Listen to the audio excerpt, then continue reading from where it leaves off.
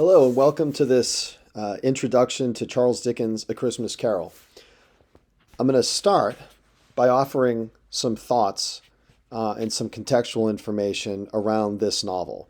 Um, Dickens is my favorite novelist, and my favorite novels of his are David Copperfield, Our Mutual Friend, and Bleak House, all of which I love reading and rereading, and really all of which are too long for a high school survey course. So, A Christmas Carol with my freshmen is a great introduction to the Victorian novel and just to Dickens. And largely because they already know the architecture of the book, they already know the plot. So they don't have to overly worry about what's going on literally that frequently.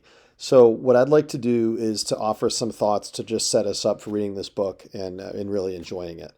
First, shameless plug. I created a video on YouTube called Introduction to Charles Dickens and 5 Tips for Reading His Novels. And it's about a 30-minute video, and I think it sets you up for reading any of Dickens's books. I have some of that information gleaned in this introduction video, but I really recommend this one first. Okay, this, by the way, is the front of the DVD of my favorite film adaptation with George C. Scott from 1984. That's the one I would show my students. That's the one I grew up watching too. So 10 things to know before reading A Christmas Carol. First, and by the way, any of these slides could be its own 2-hour video, so I'm very much skimming over the surface. Just like in our day, right now in America, there's a variety of sort of political philosophies operating. Different ways of seeing the role of government in people's lives. It was the same in Dickens's day.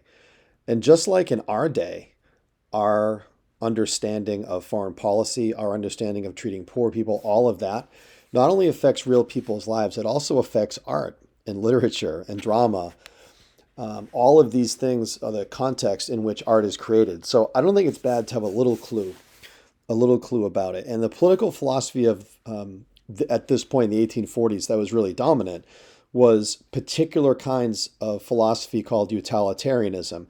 Utilitarianism, there's various philosophers who have different kinds of utilitarianism, but utilitarianism in itself means the greatest good for the greatest number of people. The problem is, so the greatest good for the greatest number of people, but Robert Malthus and Jeremy Bentham have versions of utilitarianism that over time made human beings seem like statistics in a grand equation. Malthus said this: hard as it may appear in individual cases, dependent poverty ought to be held disgraceful. I would write that quotation down because that's the kernel of the spirit of this kind of utilitarianism, that if you make poverty so difficult and so awful, and you don't support it, you discourage it, fewer people will be poor. And the erroneous belief that is at the core here is that people choose to be poor, which would make life very simple, right? If everybody was just choosing their fates completely, as if everybody was born under the same set of circumstances, and some people made good choices and some people didn't. I think anybody that's been in the world paying attention knows it's a little more complicated than that. As I mentioned in the other video, Dickens as a young man was a reporter in Parliament, and he had to transcribe speeches in shorthand with various politicians voicing domestic policy imbued with this philosophy, and it must have, made him sick to his stomach. But this sort of itemization of people is at the core of the time he's living in. So, 2 takes that kind of philosophy, and I just want to really quickly, and I went over this in the last video, but really quickly show you why Dickens writes what he writes to a large extent, including A Christmas Carol. So the New Poor Law, which came out a few years before A Christmas Carol, pretty much took this kind of utilitarianism and made it law. It basically made being poor pretty much a crime. It made it so awful. It concretized the workhouse system, which, if you read Oliver Twist, is largely about that, separating families from their children, separating siblings from each other, and making them work manual labor, forcing people on a gigantic treadmill, like to sort of work through the fact that they chose to be poor. So the new poor law, took this philosophy and concretized it into law. Again, based on the concept that people choose their destiny. People choose either poverty or affluence. The Corn Law was a law, and again, I'm very much skimming over the surface, but it rose the price of corn a lot, and it basically created a huge wealth gap in England. So it made poor people's lives more difficult, wealthy people's lives better. So we see that there's not only a predominant philosophy around Charles Dickens in England at the time, but it's being imbued into the law itself. A law that when Dickens would go for his all-night walks, he'd walk 15, 20 miles a night oftentimes, he would see this poverty and the effects of the new poor law up close. 3, here's a statistic you want to have. 51,000 people died the year A Christmas Carol came out in London. 21,000 were under 10 years old. I looked in my local newspaper today online, and in the obituary section, I think the youngest person was in her 50s. When you see someone under 10 years old in the obituary section, it stands out. It wouldn't have then, because 40% of the people that died in London the year A Christmas Carol came out were under 10 years old. So it isn't simply the philosophy of the time, and it isn't simply the wealth gap. It's that, as usual, with unjust laws, children often pay a very stark price. So again, this is the sort of universe around A Christmas Carol's composition. Now, in terms of his personal life, here's Dickens with his family. In 1843, I think his wife was pregnant with their 4th child, if I remember correctly. It's either 4th or 6th, but they had 10 kids.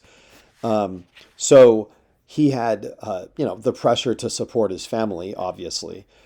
And one of the problems is that a lot of his novels were being pirated. So pirated illegal versions were made, dramatic versions were made illegally, paper copies were made illegally.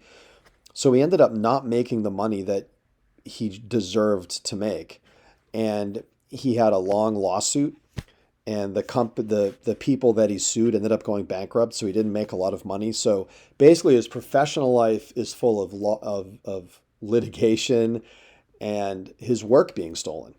And his personal, so there's money pressure professionally, and then there's money pressure personally because his family's growing. Now, how Dickens' books were published is interesting. I worked at Borders Bookstore, which I sadly miss, in Peabody, Massachusetts, back in the 90s and early 2000s. And Stephen King in the 90s published a novel called The Green Mile. It was a good movie. I really liked the book. And like a 19th century novel, he published it serially. He published it in installments. And if I remember, it was either bi-weekly or monthly. But anyway, very similar feel to what it was like reading a Victorian novel when it came out. So 4 of Dickens' novels were published weekly. And if I remember correctly, it's Barnaby Rudge, Old Curiosity Shop, Great Expectations, and I'm forgetting the 4th one. But only 4 of them. I think he has 15 complete novels. 4 are published weekly. I can't imagine the publishing pressure there. The rest, the other 11, are published monthly. And you'd end with a cliffhanger, so people would buy the next installment next month. As I mentioned in the previous video, if in most workplaces now at lunch, people will be talking about, whatever television show they're watching on Netflix and, excited about the next season to drop and cliffhangers. Well, in Dickens's day, it was his novels. People would be reading and rereading them. People would be gazing into the shop window, looking at the first page. Now, the interesting thing about A Christmas Carol is it was published as a one-off. It was just published as one installment complete thing. And it's alone in all of his work that's that way, of his major novels that's that way. So that's kind of quirky and interesting. So carol and stave are 2 structural words that we have to deal with. It's called A Christmas Carol. And if you go to a Christmas Eve service, it might say lessons and carols, right? Readings from scripture and Christmas carols. So a carol is a popular folk song usually associated with Christmas. And the one that's in the novel, A Christmas Carol, a little boy, I think it's in stave one, goes up and knocks on Scrooge's door and sings the first two lines of this carol. God rest ye merry gentlemen, let nothing you dismay, for Jesus Christ our Saviour was born on Christmas Day, to save poor souls from Satan's power which long time gone astray, bringing tidings of comfort and joy, etc. So there's kind of in the traditional carol, religious, Christmas, and there's kind of a moral message. So it makes sense in the novel that Dickens ended up writing that he called it a carol because there's a Christmas theme and there's a sort of moral to it, right?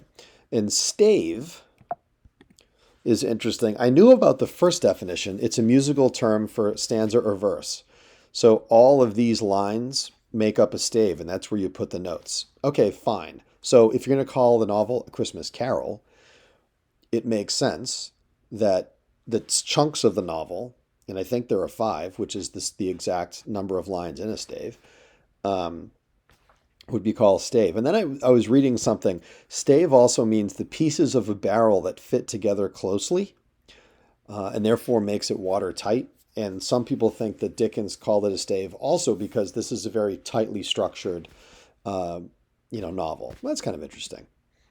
A lot of discussion now about this idea. So I read this book a little while ago. And it was really good. The Man Who Invented Christmas. Now, we know that Jesus invented Christmas, right? But it's interesting when you look at the history of how people celebrate Christmas. The Puritans, for example, in the 17th century, sort of banished Christmas. And in the Middle Ages on, there was a lot of discussion about how celebrating Christmas was like a pagan thing. And largely because late December was the time of solstice, where you'd start, where pagans would celebrate, non-Christians, pagans would celebrate the time where days started to get longer, right? All having to do with nature, nothing to do with, God or Jesus or whatever. So when Christianity came along, they took that pagan holiday and sort of transformed it into the season of rebirth that is Christmas. We don't think Jesus was born on December 25th, for example. That's a borrowing from the pagan. So clearly Christmas was a feast day, but until Dickens, Christmas was something for church, So like I said, up until not long before Dickens, relatively speaking, not long before Dickens was Dickens, Christmas wasn't a really super celebrated day. So Queen Victoria's husband, Prince Albert, was from Germany, and they had a longer tradition of actually celebrating Christmas. So he brought over, for example, the tradition of having a Christmas tree. But I was reading that 1843 was the year A Christmas Carol came out, was also the year that Christmas cards became a thing. And what Dickens did was he created an understanding of Christmas that was secular or not related to church. He references Jesus in A Christmas Carol, but the message in A Christmas Carol can be embraced by people regardless of their faith. So what he really did is he took this idea of Christmas and just widened it. So he didn't necessarily invent Christmas, but I would say that he reinvented it. Here's another interesting tidbit. This is a first edition of A Christmas Carol, and you notice color pictures, which were very expensive to produce. Typical novels, which were longer, were between 18 and 32 shillings.